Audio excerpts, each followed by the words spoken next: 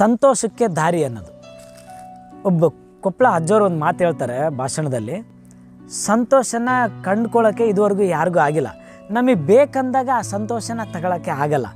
ಯಾಕಂದರೆ ಸಂತೋಷ ಅನ್ನೋದು ನಮ್ಮ ಪರಿಸ್ಥಿತಿಗಳು, ಅಂದರೆ ನಮ್ಮ ಮನೋಸ್ಥಿತಿಗಳು ಯಾವ ನಮಗೆ ಸಿಗ್ತವೆ, ಅದರಲ್ಲಿ ತೃಪ್ತಿ ಸಿಗ್ತವೆ ಅನ್ನೋದಿದೆಯಲ್ಲ, ಅದು ನಾವು ಸಂತೋಷ ಪಡಬೇಕು. ಯಾವುದು ಸಿಗಲ್ಲ, ನಮಗೆ ಯಾವುದು ಒಲಿಯಲ್ಲ, ಅದು ನಾವು ದುಃಖದ ಪರಿಸ್ಥಿತಿ ಅಂತ ಹೇಳುತ್ತೆ. ಅಂದರೆ ಇಲ್ಲಿ ಉದಾಹರಣೆ ಹೇಳ್ಬೇಕಂದ್ರೆ, ಈಗ ದೇವರ ಸೃಷ್ಟಿ, ಜೀವಿಗಳು ಸೃಷ್ಟಿ ಮಾಡಿದ್ದಾನೆ. ಆ ಹೂಗಳ ಮೇಲೆ ದುಂಬಿ ಕೂಡುತ್ತೆ, ಕುಂತು ಅದಕ್ಕೆ ತನಗೆ ಆಹಾರ ಮಕರಂದವನ್ನು ಹೀರ್ಕೊಂಡು ಆ ಹೂವನ್ನು ಹಾಗೆ ಬಿಡುತ್ತೆ. ಅಂದರೆ ಆ ಹೂವನ್ನು ಹಾನಿ ಮಾಡಲ್ಲ. ಅದೇ ರೀತಿ ಮನುಷ್ಯ ಕೂಡ ತನಗೇನು ಬೇಕು ಅದನ್ನು ಅಷ್ಟೇ ತಗೋಬೇಕು, ಹಾನಿ ಮಾಡೋಂಥ ಕೆಲಸವನ್ನು ಮಾಡಬಾರ್ದು. ಅದೇ ರೀತಿ ಆಮೇಲೆ ಮನುಷ್ಯ ಇನ್ನೇನು ಮಾಡ್ತಾನೆ, ದೇವ್ರ ಹತ್ರ ಹೋಗಿ ನನಗೆ ಬೆಳಕು ಬೇಕು ಅಂತ ಹೇಳ್ತಾನೆ.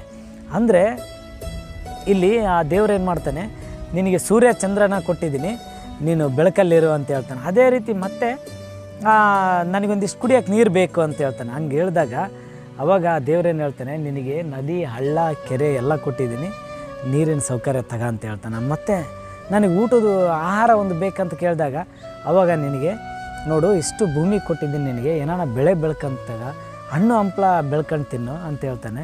ಅಂದರೆ ಮನುಷ್ಯನಿಗೆ ಆಸೆ ಅನ್ನೋದು ಮಿತಿ ಇಲ್ಲ. ಇದೇ ರೀತಿ ಇನ್ನೊಂದು ಮಾತು ಹೇಳ್ತಾರೆ ಅಜ್ಜೋರು. ಸರಿ, ಒಬ್ಬ ರಾಜನ ಹತ್ರ ಹೋಗ್ತಾನೆ ಒಬ್ಬ ಮನುಷ್ಯ. ಅಂದರೆ ರಾಜ ಅಂದರೆ ದೇವ್ರ ರೂಪದಲ್ಲಿರ್ತಾನೆ ರಾಜರು. ಸೊ ಎಲ್ಲ ಜನಗಳನ್ನೆಲ್ಲ ಸೇರಿಸ್ಬಿಟ್ಟು ಕರೀತಾರೆ. ಸರಿ, ನಿಮಗೆ ಸ್ವಾಮಿ ನನಗೆ ಇಷ್ಟು ಜಾಗ ಬೇಕು ಅಂತ ಹೇಳಿದಾಗ, ಸರಿ ಆಯಿತು, ಎಷ್ಟು ಜಾಗ ಬೇಕು, ನೀನು ಅಷ್ಟು ದೂರ ನಡ್ಕೊಂಡು ಹೋಗು, ಅಷ್ಟು ಜಾಗ ಕೊಡ್ತೀನಿ ಅಂತ ಹೇಳ್ತಾನೆ ಆ ರಾಜ. ಆವಾಗ ಜನಗಳೆಲ್ಲ ಏನು ಮಾಡ್ತಾರೆ, ನಡೆಯೋಕ್ಕೆ ಸ್ಟಾರ್ಟ್ ಮಾಡ್ತಾರೆ. ಒಬ್ಬ ನಡ್ಕೊಂಡು ಹೋಗ್ತಾನೆ, ಬುತ್ತಿ ಗಿತ್ತಿ ಎಲ್ಲ ಕಟ್ಕೊಂಡು ನಡ್ಕ ಅಂತ ಹೋಗ್ತಾ ಇರ್ತಾನೆ. ಅವ್ನು ನಡ್ಕೊಂತ ಹೋಗ್ತಾನೆ. ಸುಮಾರು ದೂರ ಹೋಗಿ ಅವನಿಗೆ ಹಸುವಾಗುತ್ತೆ. ಬುತ್ತಿನ ಓಪನ್ ಮಾಡಿ ಹಿಂಗೆ ಊಟ ಮಾಡೋಕ್ಕೆ ಕುಂದಿರ್ತಾನೆ.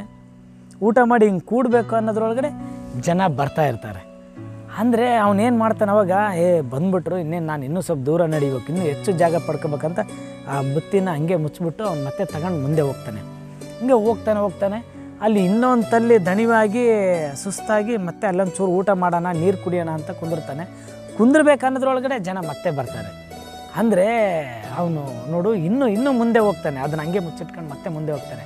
ಅಂದರೆ ಮನುಷ್ಯನಿಗೆ ಆಸೆ ಎಷ್ಟು ನೋಡು, ಇನ್ನೂ ಜಾಗ ತಗೋಬೇಕಂತ. ಯಾಕಂದರೆ ಇದೊಂದು ಸ್ಪರ್ಧೆ, ನಾನು ಮುಂದೆ ಹೋಗಿ ಜಾಗ ತಗೋಬೇಕು, ನಾನು ಮುಂದೆ ಹೋಗ್ಬೇಕಂತ ಹೋಗ್ತಾ ಇರ್ತಾರೆ. ಸುಮಾರು ದೂರ ಹೋದ್ಮೇಲೆ ಅವನಿಗೆ ಕಾಲೆಲ್ಲ ಸುಸ್ತಾಗಿ ಕಾಲೆಲ್ಲ ನಡುಕ ಬಂದು ಅಲ್ಲೇ ಚಕ್ರ ಬಂದು ಬೀಳ್ತಾನೆ. ಅಂದರೆ ಇದರ ಅರ್ಥ ಏನು ಅಂದರೆ, ಭೂಮಿ ತಾಯಿ ಹೇಳ್ತಾಳೆ, ನನ್ನನ್ನು ಕೊಣ್ಕೊಳಕ್ಕಾಗಲ್ಲ, ನಿನಗೆ ಎಷ್ಟು ಬೇಕು ಅಷ್ಟು ಮಾತ್ರ ನೀನು ತಗೋಬೋದು.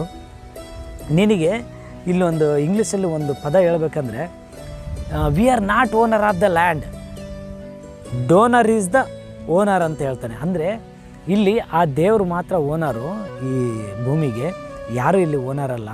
ಅಂದರೆ ನಿನಗೆ 3 ಅಡಿ 6 ಅಡಿ ಜಾಗ ಮಾತ್ರ ಪರ್ಮನೆಂಟಾಗಿ ಕೊಡ್ತೀನಿ, ಇನ್ನು ಉಳುಕಿದ ಜಾಗ ಎಲ್ಲ ನೀನು ಇರುವವರೆಗೆ ಬಳಸ್ಕೋಬೇಕು, ಅದನ್ನು ಉಳಿಸ್ಕೊಂಡು ಬಳಸ್ಕೋಬೇಕಂತ ಹೇಳುತ್ತೆ. ಅಂದರೆ ಇದರರ್ಥ ನಮಗಿರ್ತಕ್ಕಂಥದ್ರಾಗ ಸಂತೋಷವಾಗಿರೋದನ್ನು ನಾವು ತೃಪ್ತಿ ಪಡಬೇಕು. ನಮಸ್ತೆ ಸ್ನೇಹಿತರೆ.